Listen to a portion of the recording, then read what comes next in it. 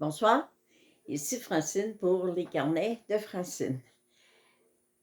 J'ai envie de vous poser une question ce soir. Aujourd'hui, c'est de vous demander, est-ce que vous êtes en guerre contre quelqu'un présentement? Un frère, une sœur, la famille, compagnon de travail, conjoint, conjointe. Et je vais vous expliquer qu'est-ce qui m'a amené à vous poser cette question-là. Cette semaine, mardi, j'avais un rendez-vous chez le médecin et j'ai attendu très longtemps.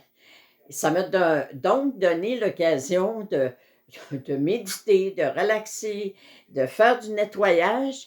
Et pendant que j'attendais, je me suis demandé, j'ai fait un direct. Et dans le direct, je vous ai demandé je vous ai montré la photo des dirigeants de la Russie, de l'Ukraine, et je vous ai demandé de faire avec moi, qu'on le mette sur le plateau et qu'on demande à nos guides de s'en occuper.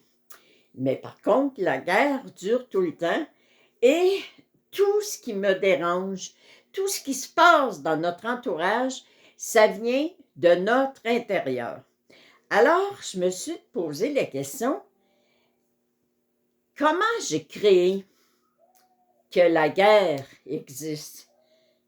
Qu'est-ce qu'il y a à l'intérieur de moi qui crée cette situation-là de colère? Et il y a une mémoire qui s'est présentée. Quand on pose la question, on finit par avoir des réponses.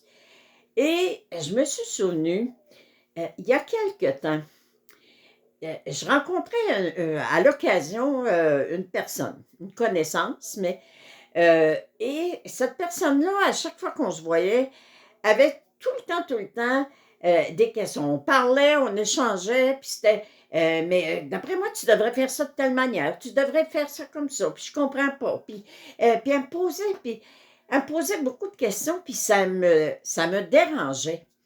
Puis je lui disais: «Arrête tes questions, je me plie me f je me fie tellement que le divin va me dire qu'est-ce que j'ai à faire, puis je vais avec mon intuition, puis j'écoute mes guides, alors arrête avec tes questions».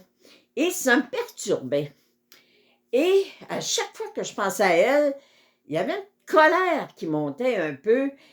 Non, mais c'est-tu fatigant? Puis à l'âge que j'ai, je dois être capable de prendre des décisions, je dois savoir qu'est-ce que je pense, je dois être capable de dire qu'est-ce que je veux faire, à la façon que je veux le faire.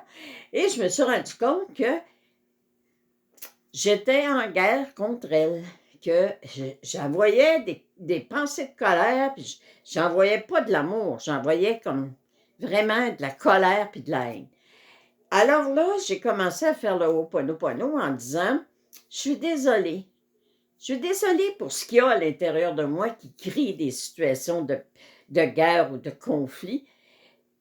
Pardonne-moi, je suis désolée, puis je t'aime». Alors à chaque fois, j'ai commencé, suite à cette visite-là, à continuer à dire: «Je suis désolée, je t'aime, je suis désolée, je t'aime, je suis désolée, je t'aime». Et le hasard fait bien les choses.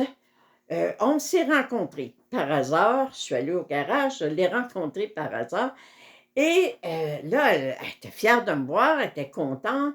Et elle me dit, «Tiens, c'est quoi que tu penses c'est ainsi? À quoi tu penses? Quelle affaire, quel projet que tu as?» Et j'ai dit: «Ah, j'ai beaucoup de projets».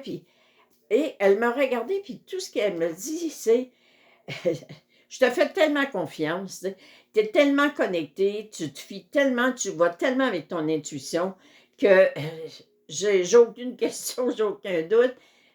Puis d'après moi, quand tu vas être prête, tu vas m'en parler». Alors vous voyez, c'est ça. Arrêter la guerre, c'est nettoyer la guerre, que nous devenir conscients que je suis devenue consciente que je créais des situations de guerre dans le monde, autour de moi, parce qu'à l'intérieur de moi, il y avait cette, prédisposition-là à agir dans la colère, à avoir des jugements, à critiquer les personnes, à à pas vouloir non plus envoyer de l'amour. Tu sais, elle m'énerve, tu sais, puis alors juste commencer à vous dire, pensez aux dirigeants de la Russie, aux dirigeants d'Ukraine, pensez à eux autres, puis faites juste dire, je suis désolée, je t'aime. Puis rajoutez, merci mon Dieu de t'en occuper.